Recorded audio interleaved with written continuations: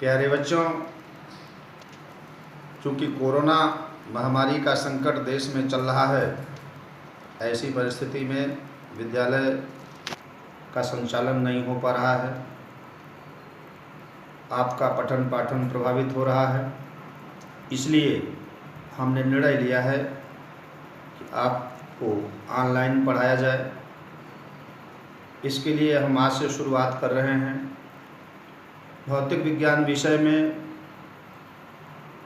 आपका जो पहला चैप्टर है इलेक्ट्रोस्टैटिक्स का, वह है कूलाम का नियम, विद्युत क्षेत्र तथा द्विध्रुव, Coulomb's law, electric field and electric dipole. इस चैप्टर में सबसे पहले आपको ये जानना होगा कि विद्युत आवेश क्या होता है, विद्युत आवेश किसे कहते हैं।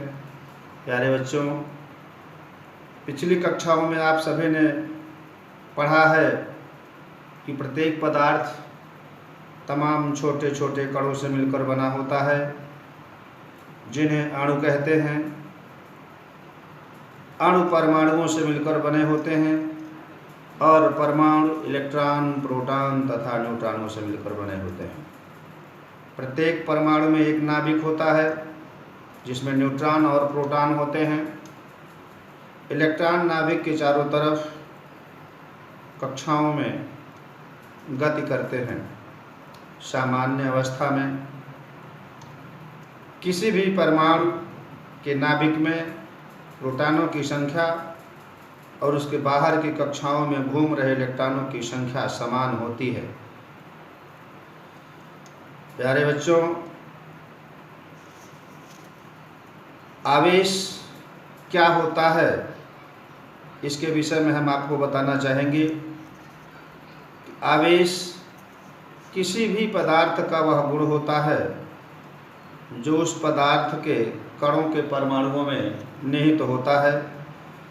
प्राकृतिक अवस्था में प्रत्येक परमाणु विद्युत का उदासीन होता है, यानी उस पर किसी प्रकार का कोई आवेश नहीं होता है। जब दो वस्तुओं को आपस में रगड़ा जाता है, उनके बीच घर्षण होता है, तो उन दोनों वस्तुओं के बीच इलेक्ट्रॉनों का आदान प्रदान यानी इलेक्ट्रॉनों का स्थानांतरण होने लगता है, जिससे उन वस्तुओं में हल्के पदार्थों को बहुत हल्की वस्तुओं को अपनी ओर आकर्षित करने का गुण उत्पन्न हो जाता है। इस गुण को प्राप्त कर लेने पर वस्तु या पदार्थ आवेशित अथवा विद्युतमय हो जाता है। हम कह सकते हैं कि आवेश पदार्थ का वह गुण होता है जिसके कारण कोई भी पदार्थ अथवा कोई भी वस्तु विद्युतमय हो जाती है, उसमें विद्युत एवं चुंबकीय प्रभाव उत्पन्न हो जाते हैं। आवेशों का प्रकार। विद्युत आवेश दो प्रकार के होते हैं, एक धन आवेश, दूसरा ऋण आवेश। इन आवेशित कणों के बीच एक बल लगता है जिसे विद्युत बल कहा जाता है। समान प्रकार के आवेशों अर्थात सजातीय आवेशों के बीच प्रतिकर्षण बल लगता है और विजातीय आवेशों के बीच आकर्षण बल लगता है। इलेक्ट्रॉन सिद्धांत के अनुसार यदि किसी परमाणु पर सामान्य अवस्था से इलेक्ट्रॉनों की संख्या बढ़ जाए, अधिक हो जाए, यानी इलेक्ट्रॉनों की अधिकता हो जाए, तो उस परमाणु पर ऋणावेश उत्पन्न हो जाता है और उस पर ऋणावेश की मात्रा कितनी होगी, इसकी गणना अधिक हुए इलेक्ट्रॉनों की संख्या के आधार पर की जा सकती है। इसी प्रकार यदि किसी परमाणु पर सामान्य अवस्था से इलेक्ट्रॉनों की कमी हो जाए, अर्थात उस पर ऋणावेशित कणों की संख्या कम हो जाए, परिणाम स्वरूप वह पदार्थ धनावेशित बन जाता है। इसके बाद आगे आपको पढ़ना है विद्युत आवेश का संरक्षण और मूल आवेश क्या होते हैं। संरक्षण शब्द का होता है अर्थ होता है उसका ना नष्ट होना और ना उत्पन्न होना। आप तमाम भौतिक राशियों के संरक्षण का सिद्धांत पढ़े हैं। छोटी कक्षाओं में आप ऊर्जा संरक्षण का सिद्धांत पढ़े होंगे, जिसमें आपको बताया गया होगा कि ऊर्जा ना तो उत्पन्न की जा सकती है और ना ही नष्ट की जा सकती है, यानी इसकी जो कुल मात्रा होती है वो संरक्षित रहती है, नियत रहती है। इसी प्रकार से ये जो विद्युत आवेश होते हैं, इसे ना तो उत्पन्न किया जा सकता है ना ही नष्ट किया जा सकता है, और इस कथन को हम कह सकते हैं आवेशों के संरक्षण का सिद्धांत। प्रत्येक प्राकृतिक घटना में आवेश का आदान प्रदान होता है और इस नियम को प्रत्येक प्राकृतिक घटना में हमेशा सर्वथा सत्य पाया गया है। अब देखते हम हैं कि मूल आवेश क्या होते हैं। मूल शब्द, जिसको अंग्रेजी में फंडामेंटल कहते हैं, मूल आवेश का तात्पर्य होता है कि वह छोटे से छोटा आवेश, अर्थात आवेश की वह न्यूनतम मात्रा जो किसी कण पर हो सकता है, यानी इससे छोटे आवेश की मात्रा संभव नहीं है। इस मूल आवेश को या आवेश की न्यूनतम मात्रा को स्मॉल ई अक्षर से प्रदर्शित किया जाता है। किसी भी पदार्थ पर, किसी भी परमाणु पर जो आवेश की मात्रा होती है वह मूल आवेश स्मॉल ई का पूर्ण गुणज होती है, अर्थात आवेश की मात्रा स्मॉल ई, 2e, 3e, 4e इत्यादि हो सकती है। इसका भिन्नात्मक मान संभव नहीं है। हम कुछ कणों पर आवेश की कितनी मात्रा होती है इसके बारे में आपको बता रहे हैं। जैसे इलेक्ट्रॉन का आवेश कितना होता है, -e, अर्थात 1.6 × 10⁻⁻19 कूलाम। इसी प्रकार प्रोटॉन पर आवेश की मात्रा +e, क्योंकि प्रोटॉन धनावेशित कण है, अर्थात +1.6 × 10⁻⁻19 कूलाम। अल्फा कण, जिसे हीलियम परमाणु का नाभिक कहा जाता है, इस पर भी धनावेश होता है। इस पर आवेश की मात्रा +2e, अर्थात 3.2 × 10⁻⁻19 कूलाम होती है। इस प्रकार अन्य भी तमाम जो आवेशित कण होते हैं उन पर आवेश की मात्राएं स्मॉल ई का पूर्ण गुणज होती हैं। आपके इस चैप्टर में आपके ज्ञान की दृष्टि से, परीक्षा की दृष्टि से जो सबसे महत्वपूर्ण टॉपिक है वो है कूलाम का नियम। अभी इसके पहले हमने आपको बताया कि आवेशित कण जब एक दूसरे के आसपास स्थित होते हैं, एक दूसरे के समीप स्थित होती हैं, तो उनके बीच एक बल लगता है जिसे विद्युत बल कहा जाता है। सन 1785 ईस्वी में फ्रांसीसी वैज्ञानिक कूलाम ने आवेशित कणों के बीच बल ज्ञात करने के संबंध में एक नियम दिया था, जिसे उन्हीं के नाम पर कूलाम का नियम कहा जाता है। तो प्यारे बच्चों, कूलाम का नियम क्या है? हम इस नियम के आधार पर किन्हीं दो आवेशित कणों के बीच बल की गणना कैसे और किस प्रकार करते हैं, इसको आप देखें। इस कूलाम के नियम के अनुसार किन्हीं दो बिंदु आवेशों के बीच लगने वाला विद्युत बल उन पर आवेश की मात्राओं के गुणनफल के समानुपाती तथा उनके बीच की दूरी के वर्ग के व्युत्क्रमानुपाती होता है।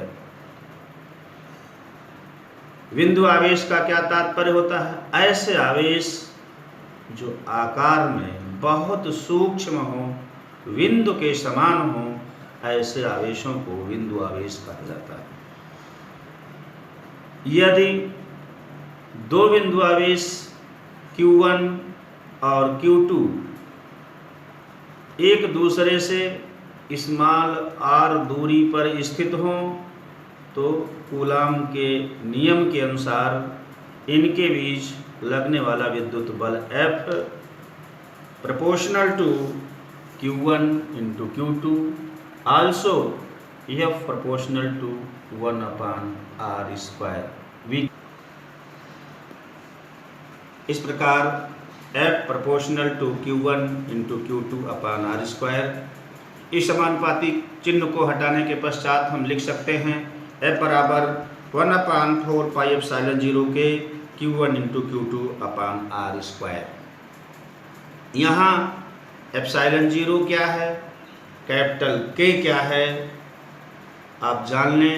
एप्सिलॉन 0 वायु अथवा निर्वात की विद्युतशीलता होती है जिसका मान 8.86 × 10⁻12 कूलाम स्क्वायर प्रति न्यूटन इंटू मीटर स्क्वायर। कुछ किताबों में इसका मान 8.85 × 10⁻12 भी लिखा होता है। और कैपिटल के क्या है, कैपिटल के आवेशों के बीच के माध्यम का परावैद्युतांक है, डाई इलेक्ट्रिक कांस्टेंट है। इस परावैद्युतांक के का न्यूनतम मान 1 होता है जो वायु अथवा निर्वात के लिए होता है। बाकी के जितने भी माध्यम होते हैं सब के लिए के का मान 1 से अधिक होता है। अलग अलग माध्यमों के लिए के का मान अलग अलग होता है। सजातीय आवेशों के बीच विद्युत बल प्रतिकर्षण बल होता है और विजातीय आवेशों के बीच विद्युत बल आकर्षण बल होता है, यानी दोनों कण एक दूसरे को आकर्षित करते हैं। यदि आवेशों के बीच का माध्यम वायु अथवा निर्वात हो तो ऐसी दशा में K = 1, तब 1/4 pi epsilon 0 K equal to आप पाई की जगह पे 3.14, एप्सिलॉन 0 की जगह पर 8.86 × 10⁻12 और कैपिटल K की जगह पर 1 रखें। गणना करें, गणना करने के पश्चात 1/4 पाई एप्सिलॉन 0 K का मान 9 × 10⁻9 आता है। तो इस प्रकार यदि आवेशों के बीच का माध्यम वायु अथवा निर्वात हो तब हम कूलाम के नियम से विद्युत बल ज्ञात करने का सूत्र इस प्रकार भी लिख सकते हैं, F बराबर 9 × 10⁻9 Q1 × Q2/r स्क्वायर। लेकिन ये तभी लिखा जा सकता है जब आवेशों के बीच का माध्यम वायु अथवा निर्वात हो। स्पष्ट है कि यदि आवेशों के बीच का माध्यम वायु अथवा निर्वात के स्थान पर कोई दूसरा माध्यम, कोई दूसरा परावैद्युत माध्यम हो जिसके लिए K का मान >1 होता है, 1 से अधिक होता है, तो निश्चित रूप से उनके बीच लगने वाले विद्युत बल का मान घट जाएगा।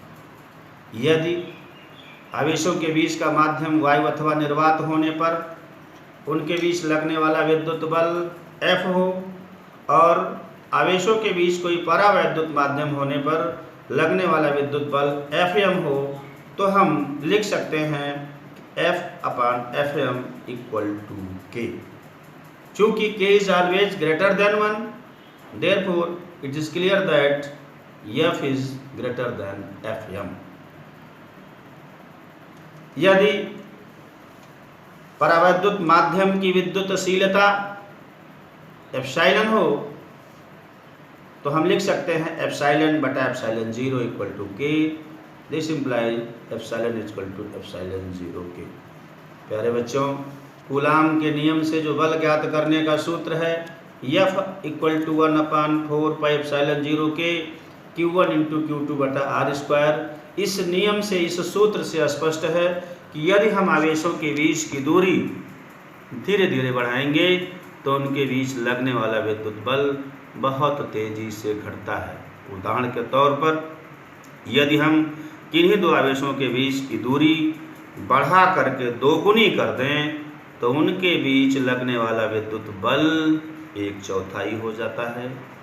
अगर हम उनके बीच की दूरी बढ़ा करके 3 गुना कर दें तो उनके बीच लगने वाला विद्युत बल 1/9 हो जाता है। इसी प्रकार यदि हम आवेशों के बीच की दूरी धीरे धीरे घटाएं तो उनके बीच लगने वाला विद्युत बल तेजी से बढ़ता है। यदि हम आवेशों के बीच की दूरी आधी कर दें तो बल 4 गुना हो जाता है। यदि हम आवेशों के बीच की दूरी 1/3 कर दें तो लगने वाला बल 9 गुना हो जाता है। तो इस प्रकार प्यारे बच्चों, कूलाम का नियम इस इलेक्ट्रोस्टैटिक्स में बहुत ही महत्वपूर्ण नियम है। इसके बारे में आपको बहुत अच्छी तरह से अपना कॉन्सेप्ट क्लियर कर लेना चाहिए। यदि इसके विषय में आपको कहीं कोई संशय हो, कहीं कोई कन्फ्यूजन हो, जो भी आपको पढ़ाया गया, तो आप व्हाट्सएप के माध्यम से मुझसे इसके विषय में जानकारी प्राप्त कर सकते हैं। हाँ, एक चीज़ और आप लोगों से ये कहना है कि इस लॉकडाउन के पीरियड में क्योंकि विद्यालय नहीं चल पा रहे हैं, ऐसी दशा में आप अपने घरों पर रह करके सोशल डिस्टेंसिंग का पालन करते हुए, लॉकडाउन का पालन करते हुए पढ़ाई करें। पूरे लगन के साथ पढ़ाई करें क्योंकि धीरे धीरे समय बीतता जा रहा है और आपका पाठ्यक्रम समय पर पूरा नहीं हो पाएगा। इसके लिए आवश्यक है कि आप अभी से पठन पाठन के कार्य में लग जाएं। और अभी तो आज आपकी ऑनलाइन क्लास की शुरुआत की गई है। हमारा पूरा प्रयास होगा कि आपकी सारी विषयों के ऑनलाइन क्लास कल से शुरू हो जाए। और यदि आपके मन में कोई जिज्ञासा हो, आपके मन में कोई प्रश्न हो, आप निश्चित रूप से हमसे पूछ सकते हैं। हाँ, एक चीज़ का ध्यान रहे कि जो इस ऑनलाइन क्लास के लिए व्हाट्सएप ग्रुप बनाया गया है, इस ग्रुप पर आप कोई भी अनावश्यक संदेश कदापि पोस्ट नहीं करेंगे। पठन पाठन से संबंधित संदेश, अपने प्रश्न ही आप इस पर डालेंगे। अन्य कोई संदेश डालना इस पर मना है। धन्यवाद प्यारे बच्चों।